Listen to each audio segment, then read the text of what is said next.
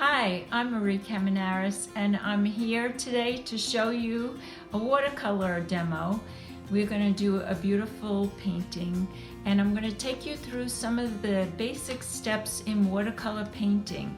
Wet on wet, wet on dry, and we're going to do a very beautiful simple scene, and we're going to alternate this picture actually. This is one of the photos that I took on one of my walks down by the water. And let's get started. So what I'm going to do is just draw a simple horizon line. And let's say that will be right here. And then I'm just going to also add a small line for where those trees might be.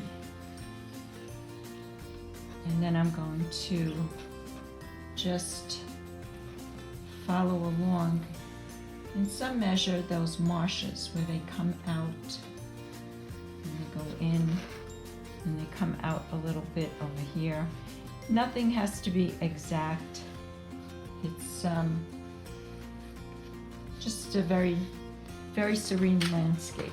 So what I'm going to be using today is actually just two brushes. This flat Royal Majestic brush, which is an 9.5, and also this Royal watercolor brush. This is a number 6. What I like about this brush is it has this kind of a tip, which you'll see we'll be using that in this watercolor painting, and so does this brush. Also, for my watercolors, for this demo, I'm just going to use this very simple pan. This is a set that's made in Germany, and I feel this is a good beginner's set. It wasn't terribly expensive, but it does have a selection of colors in there, so it's very easy to access different colors to use for the painting. Winsor Newton is also another brand that's wonderful to use for watercolors. You need some water. I also keep on handy a plate with some colors that I have mixed in the past, and paper towels. So the first thing that we're going to do is a technique that's called wet on wet. And what I'm going to do is just take the water, take it onto my brush, this nice clean brush, and I'm going to wet the paper. And I'm going to put a generous amount of water on here, and I'm going to cover just the sky area. I'm going to leave the land part dry still. I'm just going to cover the dry air, the sky area, and I'm going to make sure I have a nice, even, wet coat. There you go. And you can see when you have it all covered, it's got a nice glistening sheen to it. Then with my other brush, I'm going to take some water and mix it into my blues. This is like a cerulean blue here, and that's a really nice color for the sky. I'll mix up a generous amount, and then I'm just going to plop it in randomly. But I'm going to keep the darker color of the blue to the top and the lighter blue going down into the horizon, because in nature that's what happens when you look out to the horizon. It does get lighter as you go further in the distance. So I'm also adding some more water to this, and you can see how nicely the color is just traveling along the paper. Now I'm also going to add to that a little bit of this very pretty pinkish purple color into that, and just watch how nice it just all blends together. Sometimes the distant horizon does look a little purpley, so I'm just dropping colors in just here and there, just adding a little water to have it do its thing. Now here's something that you can do. You can tilt the paper, and you can see it's traveling along. And tilt it to the side. And tilt it back down. And another technique you can do when you do a sky is you can take a clean brush, just dry part of it off with the paper towel, and you can take that brush and move it across your sky to give your sky the effect of certain clouds. Another thing that you can do when you're doing a sky is take a dry piece of paper towel and scrunch it up and just blot it. And you have the effect of clouds just by doing that.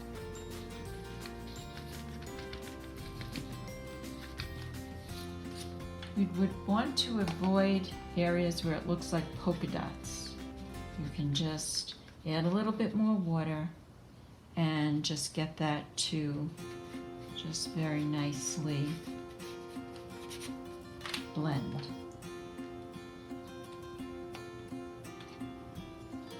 And let's just take the paper towel and blot it. I think we have a good sky there.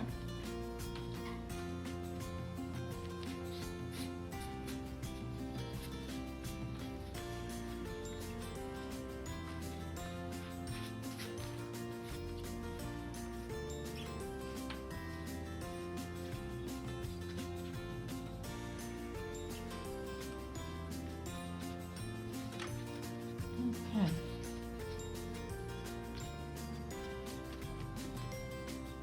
See, as I'm blotting, I'm picking up the color.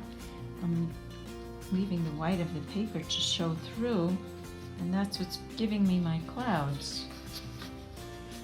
And I can also take that paper towel and drag it along just like I did with the brush. You could always go back to that and add more color if you want the sky to be darker. But for now, let's just leave that the way it is. Now I'm going to show you how we're going to take a little bit of a darker green,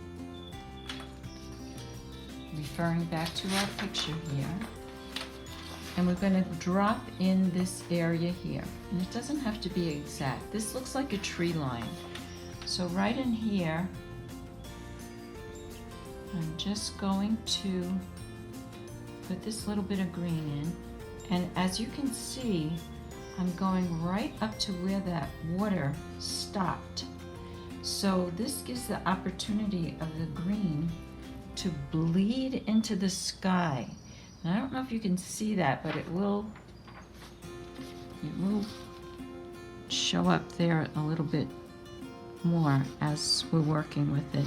But as it bleeds into the sky, it almost looks like distant bushes. Okay, we're just going to leave that there for now and rinse off our brush. And now we're going to just drop in this area here where the marsh grasses are. So for that, I'll use a number of different colors, but I'll take my brush and wet it. I'm using this whole time the same slender brush, and I'm mixing some water into this yellow ochre color. And I'm going to just drop this in, and this time this is going into wet on dry because there is no water below. Now this is going into the wet on dry. I'll just add a little bit more here. And you can see how now the color is not bleeding at all. It's staying exactly where I put it. And that's exactly what I want right now.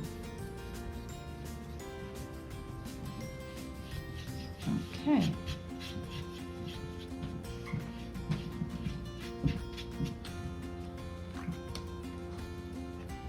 I'm just going to put a little bit more in here.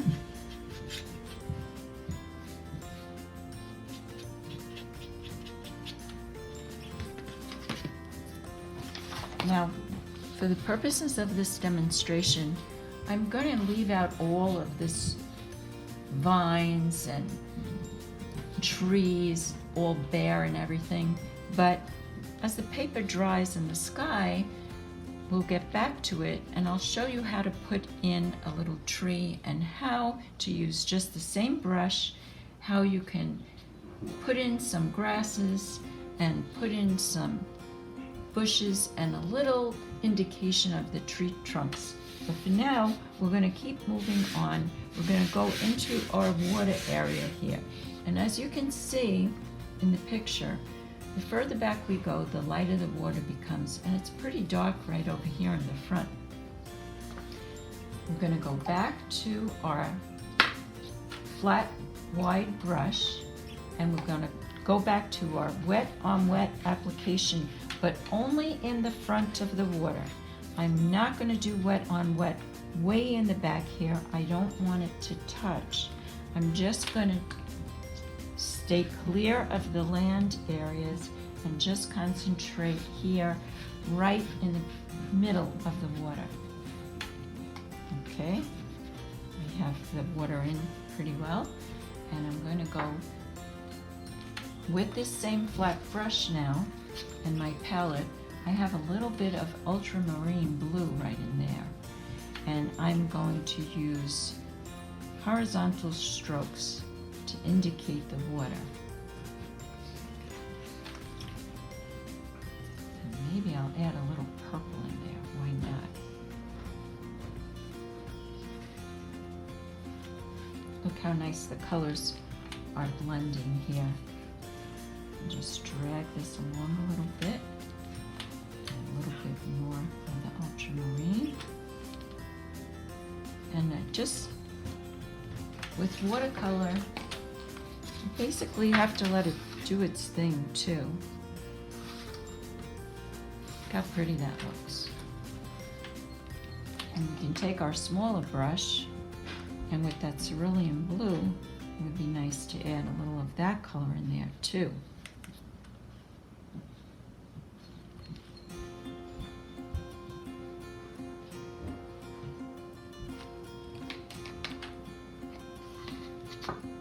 And where we want it to get lighter, we can just take the brush, rinse it off with water, and just drop a little of it onto the paper. And if you feel like you have too much water on the paper, here's a little trick that you can do. Take your brush and just kind of dry it on your piece of paper towel, and you just can lift it. Lift that color and lift the water right off the page. Watercolor brushes come to a tip, and they have a fatter part on it because they hold a lot of paint. It's what they call loading the brush with color, loading the brush with paint. So here I am very carefully going into this area, showing how the water is getting a little bit more distant, a little bit more lighter. What I can also do, tilt the paper again and take a smaller piece of paper towel, roll it up, fold it, just like that, like a line, and I can just breeze by and make an indication of waves in there as it picks up some of the color.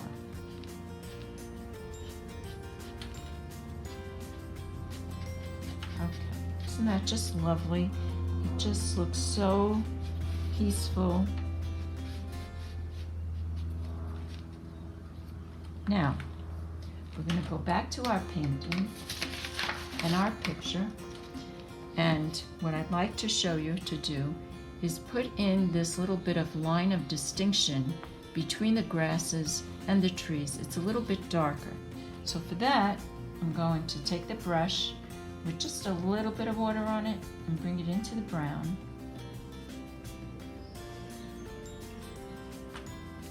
And just very gently come along here and drop in a little color. And if it bleeds into the green, that's fine. And I'm not going across like a line. I'm skipping over different areas.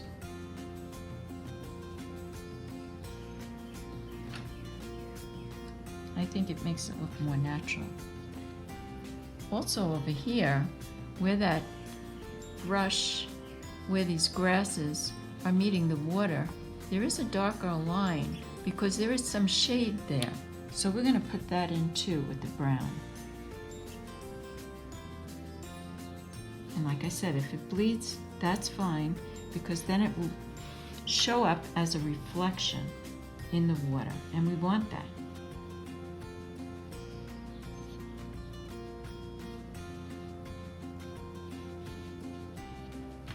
Put a little bit more paint on the brush.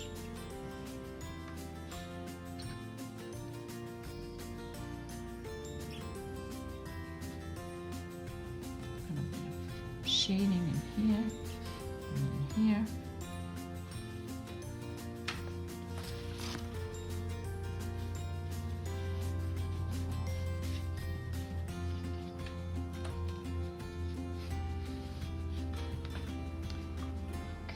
What I'm also going to do, I want to show you how to make grasses.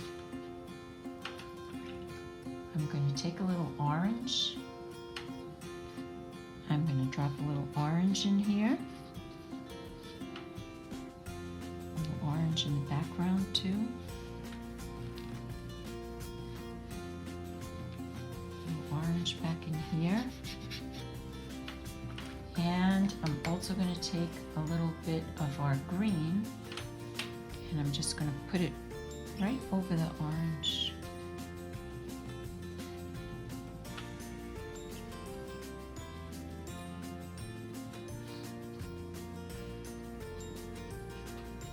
Put a little bit more back here.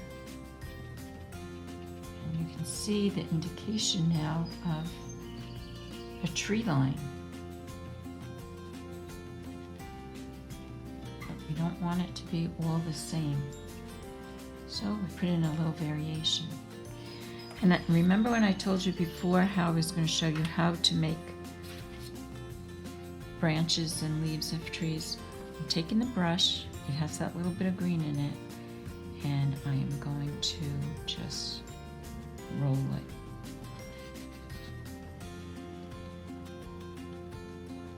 and tap it.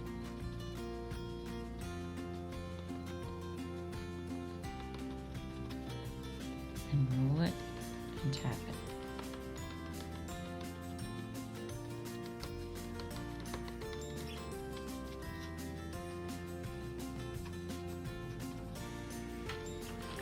Rinsing off my brush, I'm going to take a little bit of yellow, and I'm going to drop that into here too. And I know you think this looks pretty messy, but I'm doing this for a reason. I want to show you how I'm going to make the grasses. Rinsing off my brush, taking this end of the brush, and I'm just scraping along to make grasses. It can go in the water, all different directions.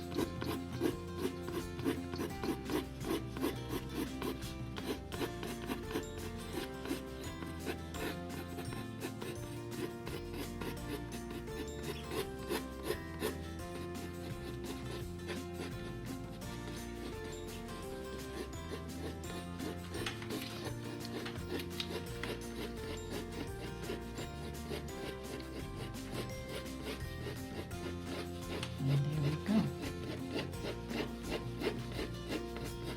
It's a quick and easy way to make grasses.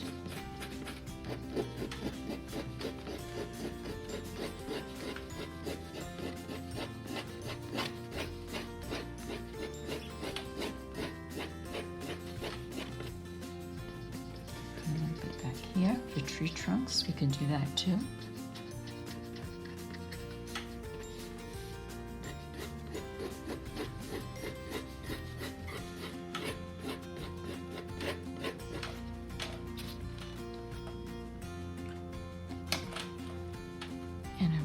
to just reinforce this darker area here, I think I may just take a tiny bit of black for that. Just drop it in.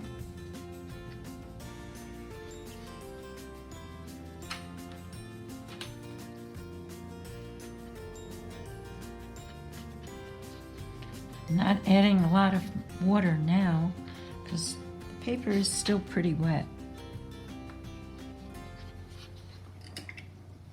And we may want to put a little reflection of that right in the water, which we can also do with our brush.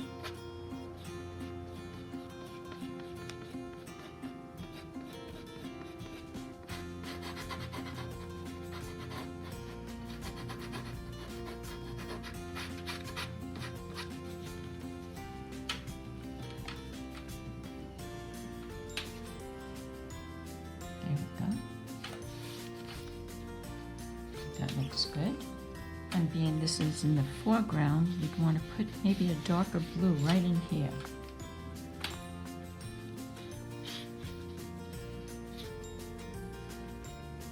And we can take the brush tip and we can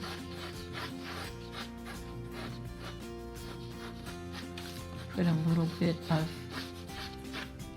reflection, a little bit of wave, scatter a little bit of the paint, let it do its thing, let it do its magic in there, and that looks pretty good. And we'll put a little bit of blue back in here, because blue has a tendency to make things recede. You don't always have to use black when you do watercolors. You can mix blues and browns and really get some nice dark effects with that. Here, this side of the painting is basically the same thing. We can add our brush in there with the flat end and just roll. I'm doing it in the blue, as you can see. I'm not wasting any paint.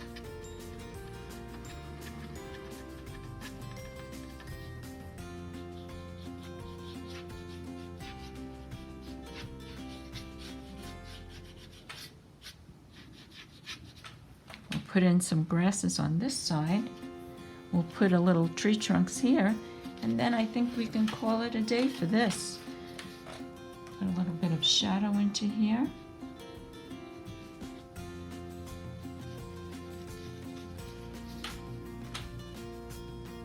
And this time I'm using the blue for my shadow. And I'll take some green and drop some green here and there in there. And then just take my tip so I can come up with some grasses.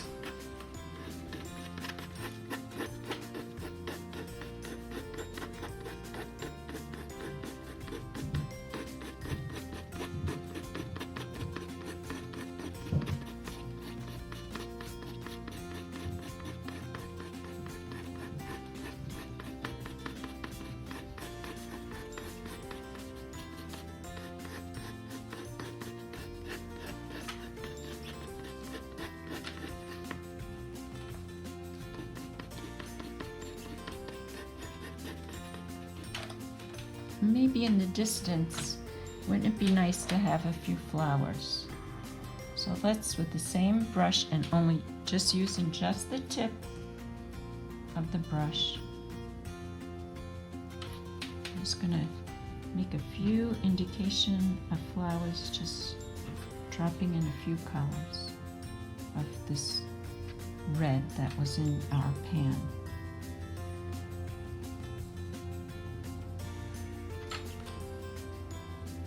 Put a few in here too.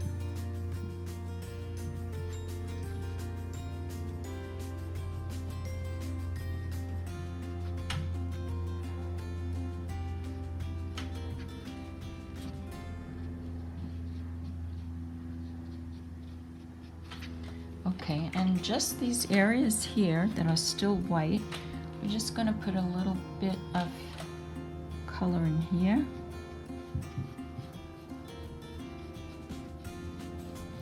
Get it all smoothed out.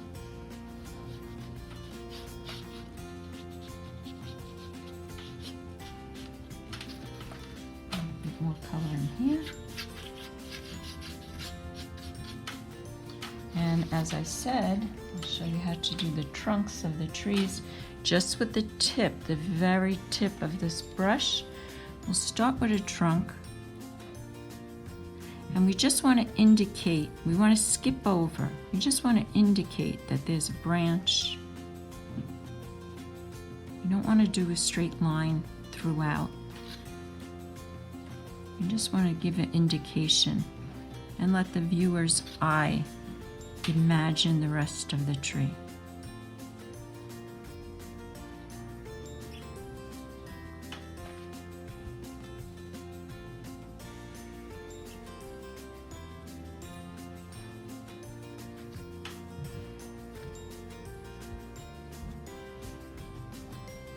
Maybe we want a small tree in here.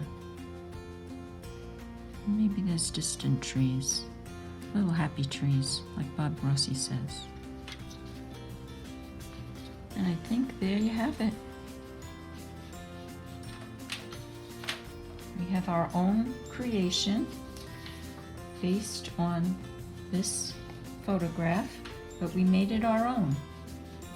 And you had a demonstration with watercolor, wet on wet, wet on dry, blending colors, scratching with the point of the pen, of the brush.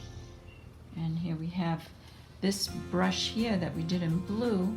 We can go over that now with the green.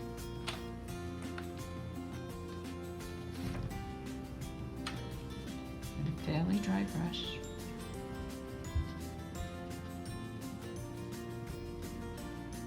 And it's a little lighter, it's a little more watered down because these are in the distance.